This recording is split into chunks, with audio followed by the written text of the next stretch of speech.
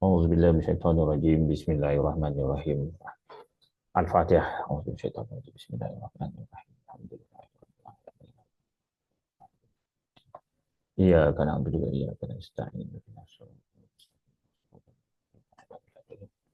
Ghairil maghdubi 'alaihim waladdallin. Amin. Nawaitu ta'allama ta'lim wa tazakkur wa tadzakkir wa tanfa'u intifa' wa ifadatu wal istighfar wa hidayah masuk fi kitabillah. Wa sunnati Rasulullah sallallahu alaihi wasallam wa du'a ila khairin. Insyaallah. La haula wala quwata illa billahil aliyyil azim. Baik, kita teruskan pada petang ini ialah akhlak dan tasawuf. Akhlak dan tasawuf kita bincang, kita lambat sikit upload. Baik. Kita akan teruskan tajuk kita pada petang ini ialah hakikat sifat tercela dan hakikat amal qabih. Senarai sifat mazmumah utama dalam Islam. Contoh perbuatan dalam sejarah perbuatan inilah sifat mazmumah ini. Baik. Topik hakikat sifat tercela dan hakikat amalan keji. Pengertian sifat tercela mazmumah. Sifat tercela akhlak mazmumah merujuk pada sikap, perasaan, tingkah laku batin yang dibenci oleh syarak kerana membawa kerosakan pada individu dan masyarakat. Ia timbul dari jiwa yang tidak suci atau nafsul al-amarah yang condong pada kejahatan, merujuk pada surah Yusuf ayat 53. Sebenarnya perbuatan kita datang dari apakah yang sedang difikirkan otak kita. Begini, hati. Hati ni dia filter, dia dia akan menzahirkan, menjelmakan apa yang dia nak. Kalau hati ini disirami dengan iman, maka dia memilih untuk bertindak perkara-perkara yang berasaskan keimanan dan kepercayaan dia. Maka dia menghantar isyarat kepada otak. Otak memproses maklumat bagi menyampaikan hasrat hati. Maka otak ni fikir macam mana cara untuk mencapai hasrat hati. Maka muncullah perbuatan tingkah laku, melihat, mendengar. Otak tu yang hantar ke mata, telinga, tangan untuk melakukan sesuatu berdasarkan hasad dia dalam hati. Otak ni dia tak dapat fikir yang baik buruk. Dia akan rancang macam mana nak capai kehendak hati. Kalau hati tu baik, maka dia dapat perbuatan baik. Kalau hati tu buruk, maka buruk. Jadi otak ni tak boleh fikir antara baik dan buruk. Hati yang menentukan. Kalau disirami keimanan, maka otak akan fikir macam mana nak laksanakan kehendak hati yang akhirnya itu asas daripada keimanan. Kalau hati itu rosak, binasa, dia akan fikir macam mana dia nak lakukan, nak menyatakan hasrat hati, nak menzahirkan hasrat hati walaupun sebenarnya itu satu kejahatan. Sebab otak tak fikir. Jangan dia rancang macam mana nak persatukan berjaya saja. Jadi mazmumah ini datang daripada hati yang rosak tadi. Pengertian amalan keji, sebab amalan tu adalah perbuatan setelah dipikirkan yang terbaik oleh otak untuk lakukan hasad hati. Kalau buat amalan keji, ada perbuatan zahir dan tercetus dari sifat batin yang rosak seperti menipu, mencuri, menghina dan fitnah. Amalan ini bertentangan dengan tujuan syariat, iaitu menjaga agama, nyawa, akal, keturunan dan harta. Ini maqasid syariat. Itu dia. Baik.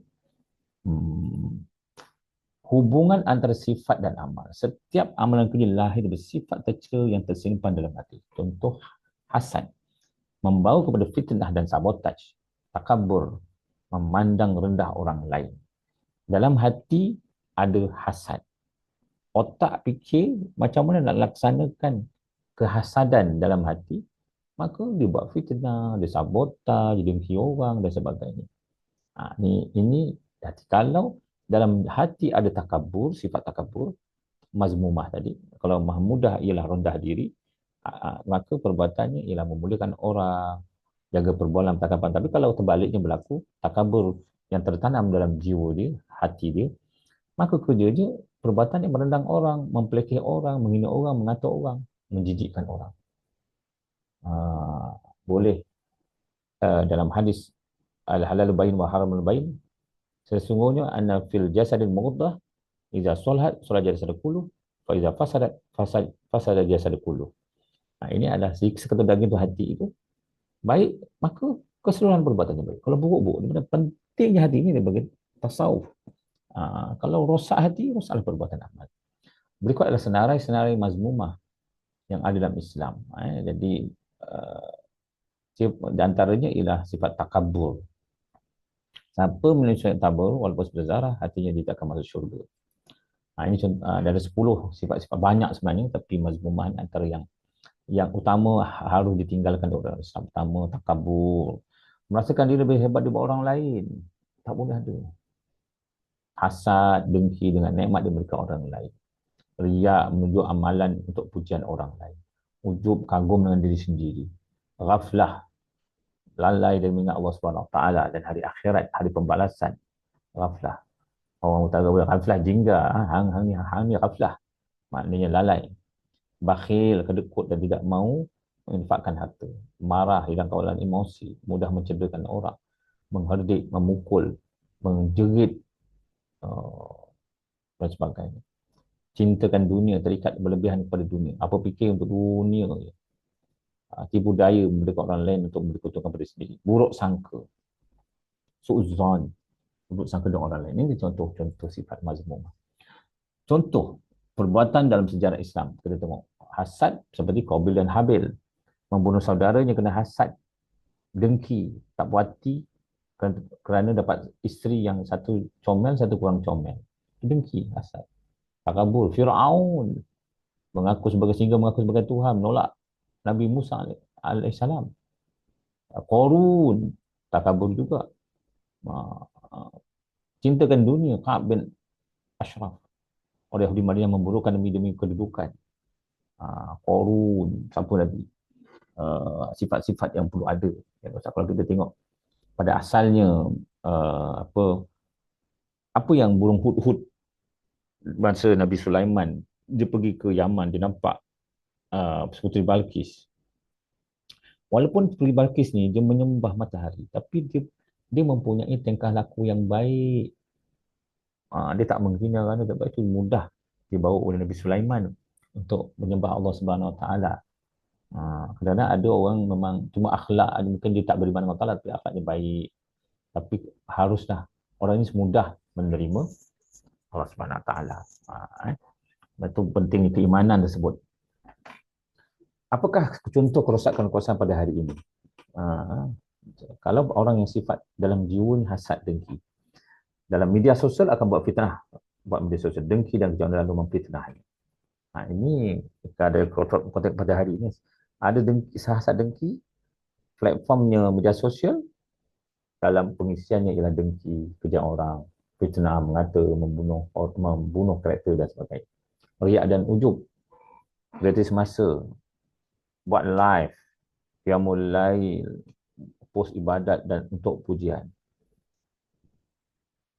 Saya pun kadang-kadang ada melakukan kesilapan juga kalau bila kita kerja kadang-kadang. Maknanya sebenarnya kita tidak digalakkan.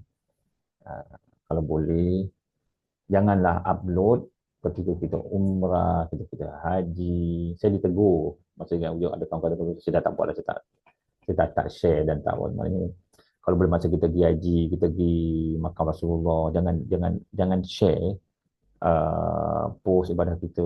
Sebab ada orang yang berkecil hati kerana dia tak ada duit, tak pergi, jadi dia rasa macam alah. Jadi kalau boleh jangan post lah kalau dekat media sosial. Dia akan membawa kelihatan wujud. Tapi kalau niat dia baik apa, okey, tapi takut ada perasaan tu, lebih baik terbaik. Tapi kalau orang yang memang sengaja buat mengepost tunjuk-tunjuk kan, bahawa lebih anis banyak ada pasal riak dan ujub. Kongsi ibadah, qiyam, berketerlaluan untuk kepuji-pujian. Ceritakan dunia, korupsi. Ini orang Indonesia lah, bahasa Melayunya ialah rasuah. Salah guna kuasa demi pangkat dan harta. Kemudian takabur. Contohnya orang ni, apalah kau ni, kita aku ada master, kau ijazah aku jangan cakap banyak. Aku ada PhD, kau bawa master, jangan cakap banyak. Saya ada data. Saya ada maklumat ni, kamu merendahkan orang lain yang kurang berdidikan. Maklumat semua dalam tangan saya ada data, saya ada number. Oh, ini semua takabur. Bakhil, tak bayar zakat, susah nak bayar zakat. Emas, contohnya ada barang kemas yang banyak, tak nak bayar zakat. Ini orang-orang bakhil. Ini rujukan kita lah. So, itu kita panjang apa yang ada 7. So, kita dah 7 minggu. So, saya rujuk pada nota saya berikan dalam e-learning masing-masing. Ada soal jawab, ada ujian di situ. Jawab dengan word tu, download dulu word tu.